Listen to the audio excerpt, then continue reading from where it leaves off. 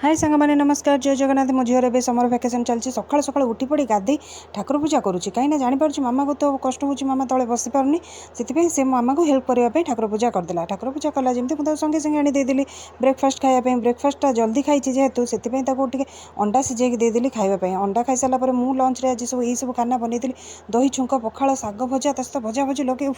जमाणिया खाଇବା गोटे खाईदे कि निद तो शोचु माँ छुआ उठिलु 5टा बेले एत जो निद उठा भी इच्छा होना बाध्य उठा पड़ा कौन कर आहरी कम अच्छी शोले तो रात भी शोई हेनी निद तो सहजे एमती ये टाइम निद होनी रात